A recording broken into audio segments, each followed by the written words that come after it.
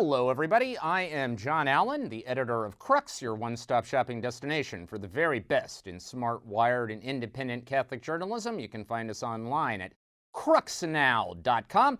Also the host of this show, Last Week in the Church. This is the show where we raid the journalism refrigerator. We're taking out some stories that by now are a few days old, heating them up, serving them up, piping hot and delicious. Here's what we've got for you this week. We begin with a strange and striking coincidence. In a couple of weeks, July 27th, we will be celebrating the one-year anniversary of not one, but two high-stakes legal proceedings, the January 6th Committee in the United States and the Vatican's Trial of the Century. We'll try to take a look at what these two things may actually have in common. Second, a retiring pope? I mean, despite recent speculation that Pope Francis might be getting ready to stand down, he's certainly not acting like it. We will go through the most recent items Pope Francis has added to his to-do list. Third, and another opening to women. Pope Francis has announced his intention to name two women to the ultra-powerful panel in the Vatican that recommends new bishops around the world. We'll explain why that matters. And then finally, the death of a giant. With the loss last Monday of Cardinal Claudio Hummes of Brazil, the church in Latin America, for that matter, the global church, has lost one of the titans of the 20th and early 21st century. We will take a look at his legacy. All that and more is waiting for you this week on Last Week in the Church, so please, please stick around. All right, everybody, happy Tuesday to you. Happy July 12th in the year of our Lord 2022. Hope you are having a great summer. We begin this week with an anniversary that is coming up fairly quickly. It'll be about, 2 weeks from tomorrow, actually. And the date is July 27th. Now, the significance of July 27th is that on that date in 2021, meaning a year ago, the very first public hearings were conducted in two different procedures. One, the January 6th Committee in the United States House of Representatives looking at the violence at the U.S. Capitol building on January 6th after the 2020 elections in the United States. And also the Vatican's Trial of the Century, this kind of mega trial that involves 10 separate defendants, including for the very first time a cardinal of the Catholic Church, Italian Cardinal Angelo Becciu, and a handful of corporate entities who have been charged with various forms of financial crime. Fraud, corruption, embezzlement, misappropriation, all kinds of different things. Most of it related to a spectacularly failed $400 million land deal the Vatican attempted to pull off in London. Now, in most ways, these two procedures could not be more different, okay? First of all, let's begin with the fact that the July 6th hearings in the United States House are a quintessentially political exercise. This committee was created on what amounts to a strict party line vote in the U.S. House. That is, Democrats were all in favor of it, Republicans were almost compactly against it. The membership of the committee is stacked in favor of Democrats. Only two Republicans have agreed to serve. Both of them have been censured by the Republican National Committee for doing so. And the truth of it is, should Republicans regain control of the House in midterm elections this fall, this committee will be first on the chopping block, I promise you. So it is in that sense, and of course, it's not a trial, right? It's not, in the strict sense, it's not a legal proceeding. Although the goal of the committee is to determine if there are legal charges that can be recommended to the U.S. Justice Department against people they believe to have been responsible for that January 6th insurrection. And of course, the most prominent target of the investigation would be former President Donald Trump. But, they do not have the power in and of themselves to bring legal charges. They can't send anybody to jail on their own initiative. The Vatican Trial, on the other hand, is, strictly speaking, a legal rather than a political process. It is being overseen by the Vatican's own civil tribunal, led by a lay judge, Giuseppe Pignatone, appointed as the Chief Justice by Pope Francis. People have actually been charged with crimes and, in theory, could face either fines or jail terms if they are convicted of the crimes with which they have been charged. Further, it's not really a political process in the strict sense, because the truth of it is, financial reform is one of the few issues in the life of the Catholic Church that left and right, broadly speaking, basically agree upon. It's not really a liberal conservative issue. The idea that people shouldn't be stealing the church blind is something that, whether you are the furthest out liberal Catholic or the most knuckle-dragging troglodyte conservative Catholic, it's something that both sides basically would share, right? Now, that said, there are nevertheless three interesting parallels here. First, both in the case of the January 6th hearings and also the Vatican Trial of the Century, these are quintessentially inside the Beltway stories. That is, insiders are hanging with bated breath on every new twist and turn in these things. Outsiders really aren't. For instance, the January 6th committee recently scheduled a hearing in prime time in an effort to galvanize a mass audience. They held it at 8 p.m. Eastern Time in the United States. Now, ratings tell us that this hearing drew an audience of about 20 million people. Now, that's nothing to sneeze at, but it was carried on every major network in America. If you add up the audiences for the evening news on every major network in America, it comes to about 20 million. In other words, nobody tuned in who wouldn't have otherwise tuned in to watch the news that night, no matter what was going on. Further, let's take CBS as an example. The week prior to the live broadcast of this hearing, CBS had aired a rerun of the sitcom Young Sheldon. That rerun actually had higher ratings than the live broadcast of the January 6th committee hearing. Moral of the story here is, most Americans aren't exactly paying close attention to all of this. Same thing with the Vatican Trial of the Century. The Vatican Trial recently held its 24th hearing.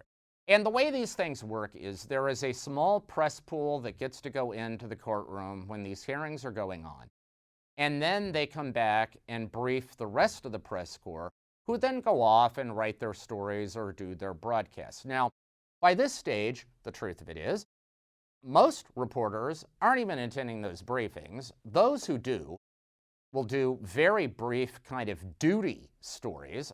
But what traffic tells us, and I can certainly speak for Crux in this regard, our traffic numbers tell us that of all the stories we have done in the Pope Francis era, public interest in this trial finishes pretty near the bottom of the list, to be honest, in terms of what people actually care about. And so, that's point one. Both of these procedures, however important they may be, right? And they are critically important. One speaks, the January 6th committee speaks to whether or not the U.S. Constitution was knowingly subverted by people charged with upholding it. The trial, the Vatican Trial, speaks to whether people who were charged with managing the financial resources of the Vatican knowingly abused that authority for personal interest. Those are important questions. However, the procedures themselves have failed to generate, a groundswell of public interest. Second, why is that? Why aren't people paying attention? Well, because in both cases, I suspect, it's because most people think they already know the big picture answer. I mean, if the question is, did Donald Trump incite the violence on January 6th? Don't you think most Americans would say, of course? And then the debate would simply be whether he was right in doing so, right? Trump supporters would say, well, there was this huge steal going on, like something had to be done. Trump critics would say, well, no, he was in denial about losing the election, and this was just a desperate man lashing out. But in any event, nobody questions the fundamental premise.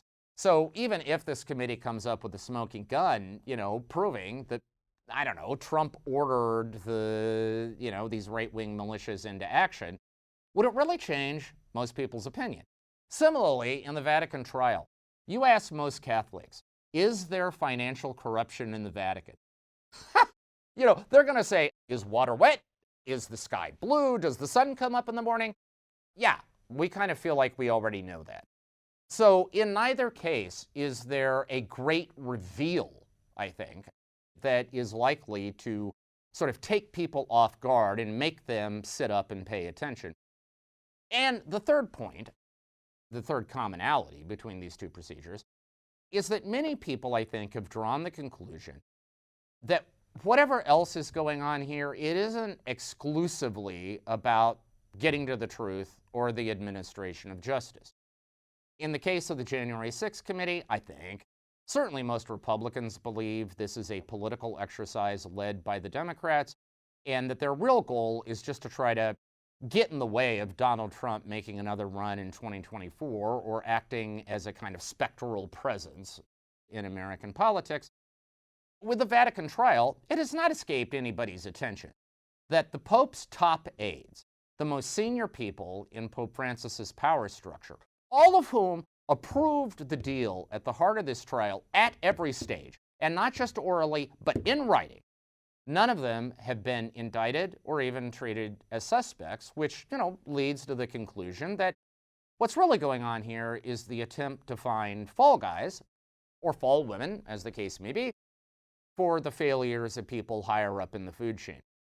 Fair or not, I think those are fairly common perceptions, and therefore, if you think what's going on here in both cases is basically political theater, that is, actors with assigned roles leading to predetermined conclusions, it's no wonder that a lot of people just aren't paying attention. Maybe young Sheldon honestly is the better choice if you think this is nothing more than theater. Myself, I'd rather be watching baseball, but, what are you going to do? All right. Secondly, a retiring pope? I mean, come on. We have talked on this show before about how in recent weeks there has been some speculation that Pope Francis might be getting ready to step down. This has been fueled both by his ongoing health issues, problems in his right knee that have restricted him to the use of a wheelchair and a cane. That, coupled with the fact that he called a consistory to create new cardinals in late August, which is an unusual date, and at the same time said he was going to go to L'Aquila in central Italy, which is where the tomb of Pope Celestine V is located, the last pope to resign the papacy voluntarily before Benedict XVI. Now, in a recent interview with the Reuters news agency, Pope Francis utterly rejected this out of hand. He said, look, the day may come when I don't feel I can do this anymore, but that's not today. And he said, it's never entered my mind to quit.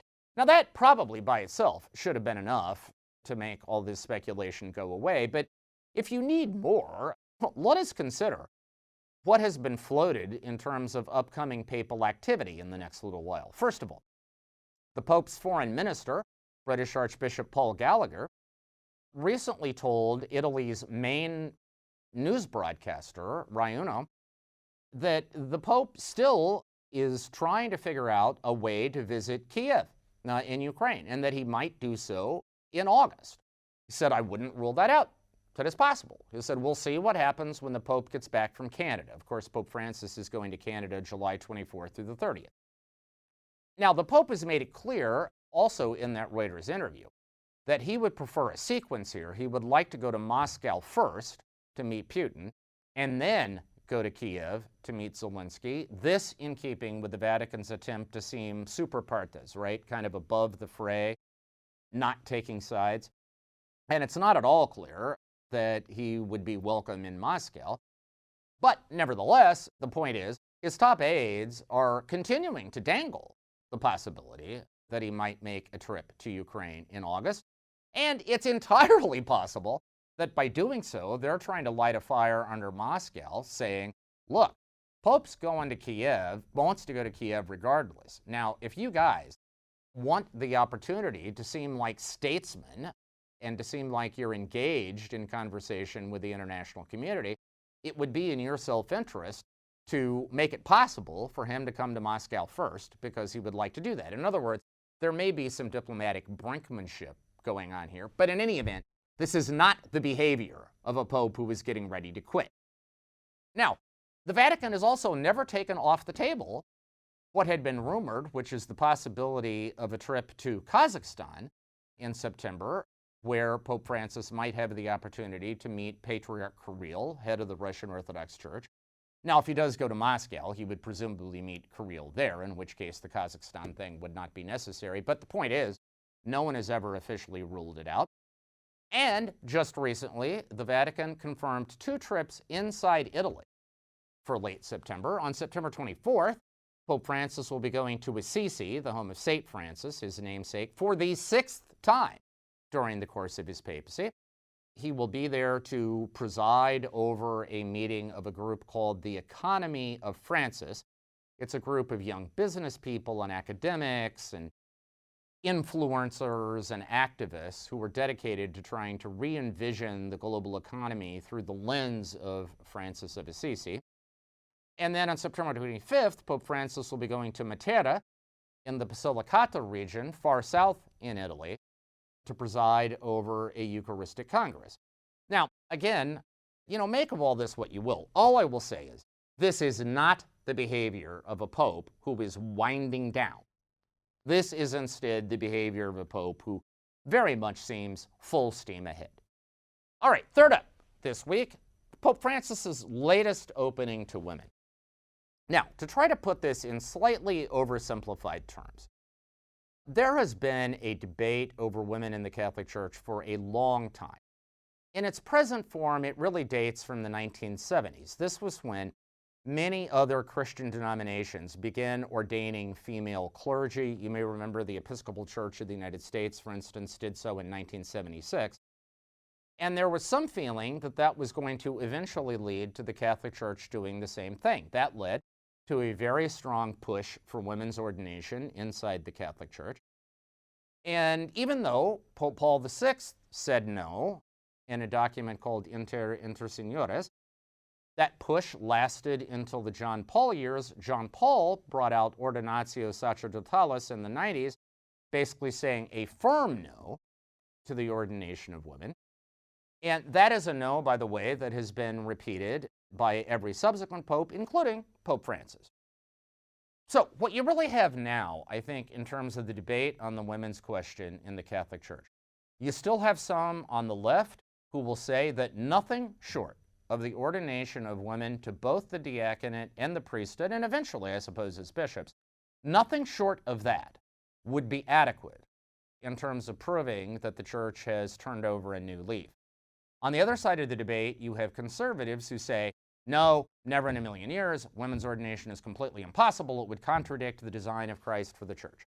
In the middle, I think what you have are a huge clump of people who would say something like, well, look, there's no point arguing about women's ordination right now because for the moment it's off the table. We don't know what the future may bring, but for right now, it's clearly not going to happen. However, the Church has always said that sacramental ordination is not the only pathway to power and influence in the Church, so let's try to empower women in all the ways that don't require a Roman collar. And that is basically the strategy that Pope Francis has adopted from the very beginning.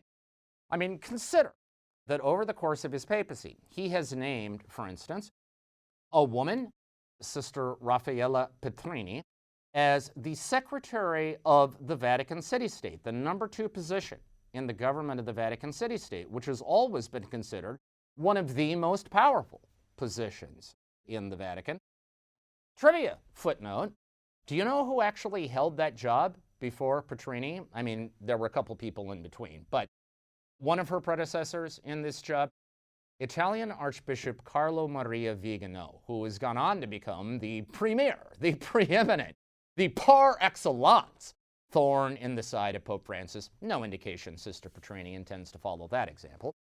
Pope Francis has also named Sister Natalie Beckwart as a secretary in the Synod for Bishops. She'll be the first voting female member of the Synod the next time it meets. And he has also named Sister Alessandra Smirilli as the secretary of his dicastery for integral human development. He named Italian laywoman Barbara Giatta to run the very wealthy and important Vatican museums, and on and on. His most recent gambit in this regard, and again, this is something that comes out of the Reuters interview, is that he now intends to name 2 women to the new dicastery for bishops. It used to be called the Congregation for Bishops, but in any event, it's the panel in Rome that makes recommendations to the Pope about who should become bishops around the world. Now, he did not identify who these 2 women are, nor did he say when he intends to name them. But you have to imagine that if he said this in an interview, probably the planning is fairly far along. Here's why this matters. You can make a really good case. And when I say that, what I mean is I have made the case that there is nothing more important a pope does in terms of shaping culture in the Catholic Church than naming bishops. It's probably the most important prerogative that any pope has at his disposal. And bear in mind, it is of relatively recent vintage. I mean, in 1831, when Pope Gregory XVI was elected, there were 646 Catholic bishops in the world. 555 of them had been named by the state, not by the Pope, by monarchs and empires, and this was a result of deals the Vatican had made over the centuries. Today, there are more than 5,000 bishops in the Catholic world, and virtually all of them had been named directly by the Pope. The re-centralization of power in Rome to name bishops has probably been the single most important development in the papacy in the last 200 years. And Pope Francis has wielded that to great effect to name bishops around the world that are cut from his own cloth.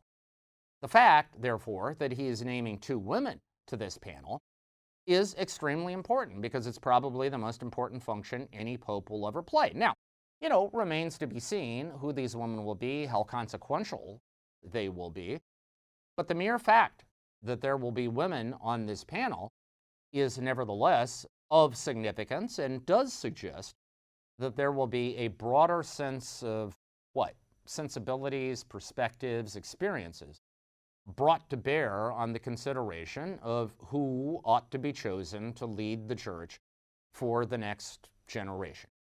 Regardless of how it plays out, it is a significant moment. Now, critics will say it's too little too late, it's tokenism. On the other side, critics from a more conservative disposition will say, this is a violation of the notion of apostolic succession and that Christ invested power in the church in the hands of the clerical ranks. That debate will go on, but in any event, it is a consequential moment and one worth thinking about. All right, finally, this week, the death of a giant. Cardinal Claudio Hummes of Brazil died on Monday at the age of 87. Hummes had been a giant of the Latin American Church for decades, former Archbishop of Sao Paulo in Brazil. From 2006 to 2010, he was the prefect of the Congregation for Clergy here in Rome, therefore a very senior Vatican official. He was one of the architects of the election of Cardinal Jorge Mario Bergoglio of Argentina to the papacy as Pope Francis in 2013.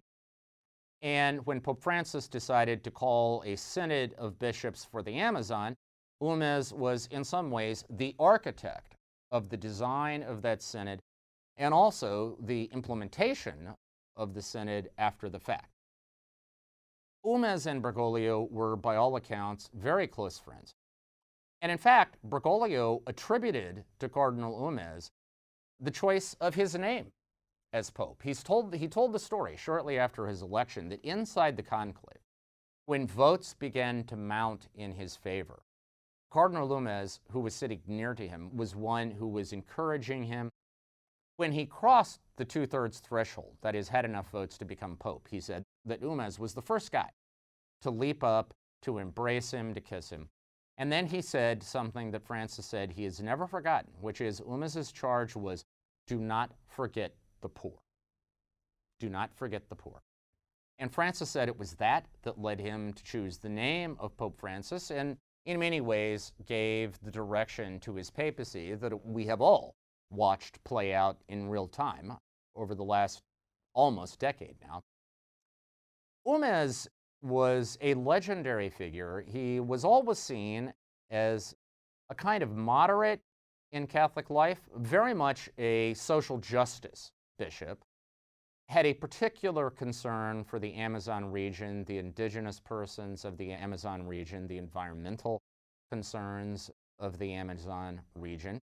More broadly than that, would be seen as somebody who was a supporter of a kind of moderate pastoral vision of church leadership and how the church ought to adapt to the challenges of a changing era. And therefore, of course, would have been seen as a great sustainer, a great ally, a great friend of the Francis papacy. Now, that legacy will be debated. Not everybody, of course, is in a full, upright, and locked position in support of everything Pope Francis has said or done. There is a kind of reservoir of criticism out there. And to the extent that Hummes is perceived as partly responsible for the course this papacy has taken, he will have his critics too, obviously. However, I can at least say this.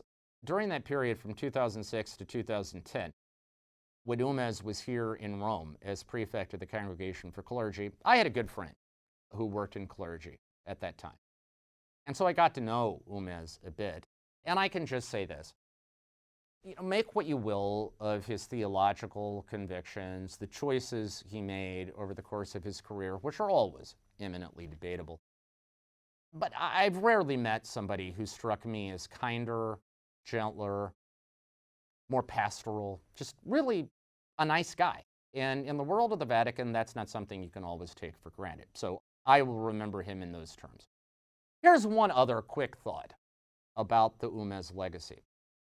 Hummes was made a cardinal by St. John Paul II, as, by the way, was Bergoglio, who went on to become Pope Francis, as was Oscar Rodriguez Maradiaga of Honduras, probably the greatest Latin American ally of this papacy, as were Walter Kasper and Karl Lehmann of Germany, Carlo Maria Martini of Italy, Godfrey Danneels of Belgium, and on, many of the great liberal lions of the College of Cardinals, who were part of the infrastructure that led to the election of Pope Francis in 2013. All got their red hats from John Paul.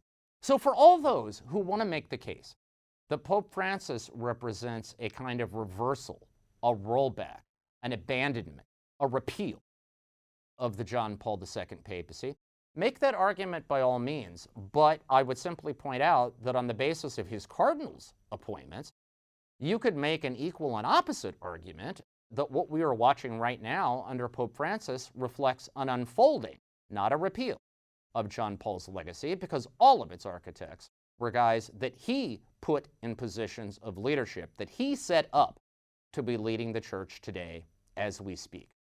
If nothing else, some interesting food for thought. All right, that is our show for this week. Thank you for being with us, as ever. We'll be back here next Tuesday, same bat time, same bat channel, so don't miss it. In the meantime, have a fantastic and blessed week. Stay safe, stay healthy, stay cool, and we will talk to you again soon.